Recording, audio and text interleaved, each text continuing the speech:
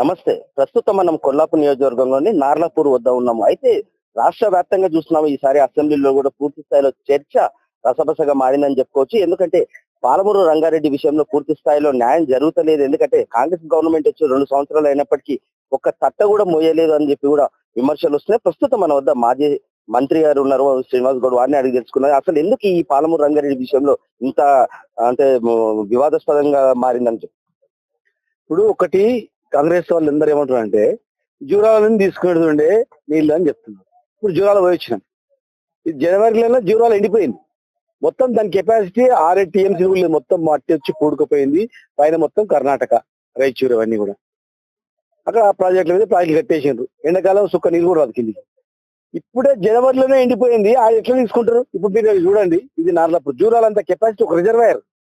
అంటే మనం శ్రీశైలం నుంచి రిజర్వాయర్ నుంచి తక్కువ మనం లిఫ్ట్ చేసుకుంటే 7 టీఎంసీలు, తర్వాత ఏదుల, ఒట్టెం, కరివెన, ఉదండపూర్ వరకు టోటల్ గా మనం 60-70 టీఎంసీ నీళ్లు రిజర్వాయర్ లో నించుకుంటాం. ప్లస్ మళ్ళీ కాలువల ద్వారా పంటలకు వెళ్ళిపోతాయి. చెరువులు, కుంటలు మొత్తం నింపుకుంటాం. పెద్ద బకెట్లకెంచి తోడుకోవడము గ్లాసులలో ఈజీయా, లేకపోతే గ్లాసులకెంచి బకెట్ నింపడం ఈజీ అవుతుంది చెప్పండి? అంటే అవగాహన లేకుండా మాట్లాడుతున్నారంటే జూరాలు అనేది ఎండిపోయిన ప్రాజెక్ట్ ఇప్పుడు ఎండిపోయింది. ఇప్పుడున్న భీమా, నెట్టెంపాడు, ఆ కోయిల్ సాగర్ అవే నిండవు. ఇప్పుడు కొడంగల్ కూడా లిఫ్ట్ తీసుకెళ్తున్నారు. బుత్తూరు 1 టీఎంసీ దగ్గర రేపు తెలుస్తుంది వాళ్ళకి ఎన్ని నీళ్ళు నిండుతా లేదనేది. ఎవరే కానీ 100 కిలోమీటర్లు నీళ్ళు ఉన్నాయి, నీళ్ళు నిలబడి ఉన్నాయి. 100 కిలోమీటర్లు శ్రీశైలం మొత్తము మన పరివార ప్రాంతం మొత్తం టోటల్ గా బీచ్ పల్లవుతో నిండి ఉన్నాయి. ఇది ఉల్టా ఇప్పుడు జూరాల కూడా నింపుకోవచ్చు. నీటి కేంద్ర విషయంలో కూడా పూర్తి స్థాయిలో తెలంగాణ ప్రాంతానికి అన్యాయం జరుగుతున్నట్టు కూడా అక్కడ కాంగ్రెస్ కావచ్చు, బీజేపీ కావచ్చు, ఇంకొకటి డిపిఆర్ కూడా పూర్తి స్థాయిలో సక్రమైన పద్ధతిలో పంపించలేదంటూ బీజేపీలో ఆరోపిస్తున్నారు. 90 టీఎంసీలు కేటాయించాలని చెప్పి మొత్తం 7 పర్మిషన్స్ తీసుకున్నాం, అనుమతులు. జస్ట్ ఫార్మల్ గా మంత్రి సంతకం పెట్టాలి. గవర్నమెంట్ పోయింది. మంత్రి సంతకం పెట్టే వరకు ఫైల్ తీసుకెళ్లి 7 అనుమతులు పొందిన తర్వాత 90% పనులు కంప్లీట్ అయిన తర్వాత ప్రపంచంలోనే బిగ్గెస్ట్ లిఫ్ట్ పంప్స్ పెట్టిన తర్వాత కాలువలు లోతే అయిపోయింది. టెండర్ పిలిచి కాలువలు టెండర్ పిలవాలంటే పర్మిషన్ కావాలా అని చెప్తున్నారు. సరే, మరి మీరు కేంద్రంలో బీజేపీ పార్టీ ఉంది. పాలమూరు రంగారెడ్డి జిల్లా ప్రాజెక్టుకు జాతీయ హోదా ఇస్తామన్నారు. బడ్జెట్ మొత్తం మీ జాతీయ హోదా ఇచ్చి మేమే కట్టిస్తామన్నారు. తెలంగాణ రాకముందన్నారు, వచ్చిన తర్వాత ప్రధానమంత్రి గారు అన్నారు. మరి ₹1 ఖర్చు లేకుండా వాళ్ళ దగ్గర ఉన్న ఫైల్ సంతకం పెట్టడానికి ఏం వచ్చిందండి? ఏమైతే చెప్పండి? అది సంతకం పెట్టట్లేదు. ఇక్కడ కాంగ్రెస్ గవర్నమెంట్ ఆంధ్రకు నీళ్లు పోయేటట్లు 90 టీఎంసీల నీళ్ల బదులు 45 టీఎంసీలకు వీళ్ళు ప్రపోజల్ అమ్ముతున్నారు. మరి 60 టీఎంసీలు కట్టిన రిజర్వాయర్లు ఏమైపోవాలి? పాలమూరు ఎండిపోవాలన్నా? అంటే వీళ్ళు ఎప్పటి కూడా పాలమూరు ప్రజల గురించి, ప్రయోజనాల గురించి వీళ్ళు కొట్లాడలేదు. ఉమ్మడి ఆంధ్రప్రదేశ్ లో కూడా బ్రిజేష్ కుమార్ ట్రిబ్యునల్ కానీ, బచావత్ ట్రిబ్యునల్ కానీ, ఆ 2 ట్రిబ్యునల్ ఏర్పడినప్పుడు కూడా తెలంగాణలో, ఆంధ్రప్రదేశ్ లో పాలమూరు నీళ్ళు కావాలి అడగలేదు. ఓన్లీ బచావత్ గారు దయాదాచిన్తో ఆ జూరాలకు నీళ్ళు కేటాయించింది తప్ప మిగతా ఎక్కడ కూడా లేదు. ఇలా మేము కొట్లాడినాం, వాదించినాం, ఎన్ని అనుమతులు తీసుకొచ్చినాం. ఒక అనుమతి వస్తే అయిపోయేది. అది తీసుకురాకుండా ఇలా 45 టీఎంసీలకి వాళ్ళు అనుమతి చేయడం, ఎస్ఎల్బీసీలో చనిపోయినటువంటి వాళ్ళని కూడా బయట తీయలేకపోవడం, వట్టెం పంపు మునిగిపోతే కూడా కనీసం పక్క నుంచి పోయి దాన్ని చూడకపోవడం, ఇవన్నీ నిర్లక్ష్యం కనిపిస్తా ఉంది. మళ్ళీ ఇప్పుడు ఇంత పెద్ద ప్రాజెక్ట్ వదిలిపెట్టి ఇప్పుడు ఇవాళ జూరాలు నింపొచ్చు. ఇక్కడ నుంచి ఈ రిజర్వాయర్ నిండి ఉంటే ఈ నీళ్లతోనే మళ్ళీ మనం జూరాలు నింపే వరకు మేము ప్లాన్ చేసినాం. పాలమూరు రంగారెడ్డిలో ప్రాజెక్ట్ ఎంత మాట్లాడుతున్నా, ఎంత బాధ అంటే, ఎంత దుఃఖం వస్తుంది. కంప్లీట్ అయిపోయిన చూడండి, టోటల్ కంప్లీట్ అయిన ప్రాజెక్ట్ ను జస్ట్ 10% తో అయిపోయేదాన్ని వీళ్ళు నానుస్తూ ఆంధ్ర ప్రయోజనాల గురించి కొట్లాడుతున్నారు. ఆంధ్ర తెలంగాణ మధ్యలో పెట్టే విధంగా వీళ్ళ వ్యవహారాలు ఉన్నాయన్నీ కూడా. కనుక 80% మేము ఒప్పుకోము. జూరాలనే ఫెయిల్యూర్. మేము చేసిన స్కీమ్ కాదు ఇది. రిటైర్డ్ ఇంజనీర్లు వాళ్ళు అధ్యయనం చేసి వాళ్ళు ప్రపోజల్ చేసినటువంటి స్కీమ్ ఇది. సక్సెస్ఫుల్ స్కీమ్ ఇది. దీనికి భయపడి ఆంధ్ర వాళ్ళు కూడా ఈ రిజర్వాయర్లు చూసి బిత్తరపోతున్నారు. అరే ఇంత తొందరగా కట్టుకున్నారని. 12 లక్షల ఏళ్ల నుంచి ఎందుకు కాంగ్రెస్ ఒక తట్ట కూడా అంటే బయటికి వెళ్ళలేని పరిస్థితి ఉంది? ఎందుకు వాళ్ళు ఈ పాలమూరు రంగారెడ్డి విషయంలో ఫెయిల్యూర్ అవుతున్నారు? చూడండి, కాంగ్రెస్ లో మీరు బాగా గమనించండి, చాలా మంది మంత్రులు ఎవరి పని వాడు చేసుకుంటున్నారు. ఒకడు భూములు చేసుకుంటున్నాడు, సెటిల్మెంట్ చేసుకుంటున్నాడు, ఒకడు బిల్డింగ్ సెటిల్మెంట్ చేసుకుంటారు.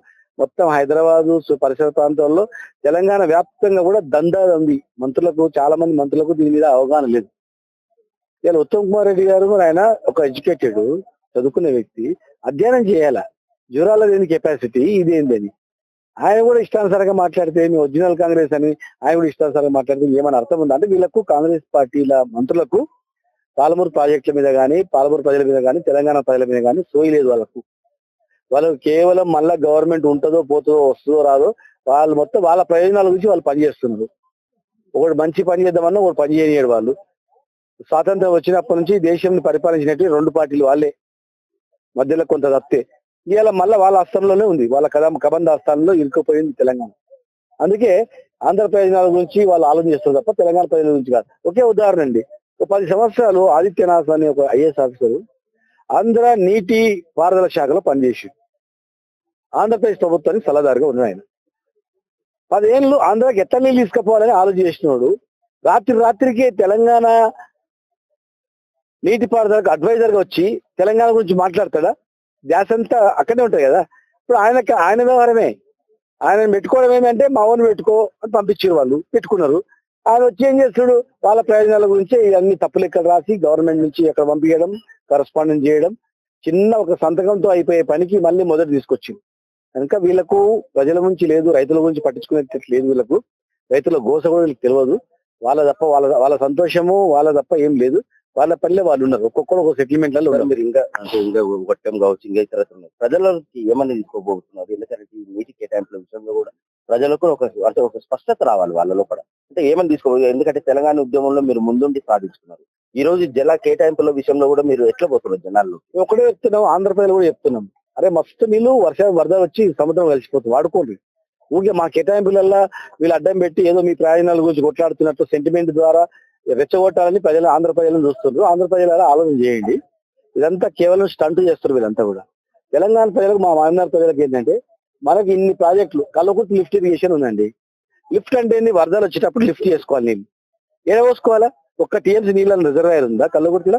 అంటే వాళ్ళ ఆలోచన ఉట్టుట్టి అంటే ప్రేమ లేదు, నిజమైన ప్రేమ లేదు. ఇప్పుడు జనరల్ గా నల్ల వచ్చినప్పుడు వారానికి ఒకసారి నల్ల వస్తుందంటే 2-3 బకెట్ నింపి పెట్టుకుంటాం. ఇది కూడా అంతే, మళ్ళా సంవత్సరం వరకు రిజర్వాయర్లు పెట్టుకోవాలి కదా. కల్లకుర్తి లిఫ్ట్ ఇరిగేషన్ ఏం లేదు. ఇలా పాలమూర్తి లిఫ్ట్ ఇరిగేషన్ కింద కేసీఆర్ గారు దాదాపు 6 రిజర్వాయర్లలో 67 టీఎంసీ నీళ్లు రిజర్వాయర్లు కట్టిన తర్వాత జస్ట్ కాలువలు కాలే పంపులు కూడా పెట్టింది. ఇక్కడ ట్రయల్ రన్ కూడా అయిపోయింది, పంపులు కూడా పెట్టిరు. జస్ట్ పంపులు ఆన్ చేసుకుంటే నిండిపోతుంది. ఇక్కడ నుంచి కరివెన వరకు నిండిపోతాయి మొత్తం కూడా. 40 టీఎంసీలు రిజర్వాయర్ ఏ రూపాయి ఎవరు అనుమతులు లేకుండా నింపుకోవచ్చు. అనుమతులు ఎవరు అవసరం లేదు. కింద అగ్రికల్చర్ ఇవ్వాలంటే అనుమతులు కదా, అప్పటి వరకు చూద్దాం. కానీ ఇవి నింపారు, పంపులు ఆన్ చేయరు. 90 టీఎంసీ 40 టీఎంసీలో కానీ ఒప్పుకుంటారు. ఆంధ్ర ఐఏఎస్ ఆఫీసర్ తీసుకొచ్చి అడ్వైజర్గా పెట్టుకుంటారు. అక్కడ వాళ్ళేమో మీ తెలంగాణతో కొట్లాడుతున్నాం అంటట్టు వాళ్ళు చూపిస్తారు, ఆంధ్ర ప్రజలను రెచ్చగొట్టడం. ఇక్కడ వీళ్ళు మీ గురించే పనిచేస్తున్నాం, మీ చెప్పిన ఆఫీసర్ మేము పెట్టుకున్నాం, అడ్వైజర్ మేము పెట్టుకున్నాం, సంతకం పెట్టమని పెట్టినాం, 40 టీఎంసీ అని మేము ఒప్పుకున్నాం అనే టైప్ లో వీళ్ళు ఉన్నారు అనమాట. కనుక ఎవరి ప్రయోజనాల గురించి ఎవరు పనిచేస్తున్నారు, ఏ ప్రభుత్వం పనిచేస్తుందో ప్రతి ఒక్కరు ఆలోచన చేయాలి, లేకపోతే అందరి భవిష్యత్తు కూడా కష్టమవుతుంది. ఇది కొన్ని పరిస్థితి స్వయ ప్రయోజనాల కోసమే కాంగ్రెస్ ప్రభుత్వం మాట్లాడుతుంది తప్ప ప్రజలకు ఉపయోగపడే ఎలాంటి పనులు చేయడం లేదంటూ కూడా మాజీ మంత్రి శ్రీనివాస్ గౌడ్ విమర్శించడం జరిగింది. నార్లాపూర్ నుంచి మన తొలివేలు కోసం మీ మధు.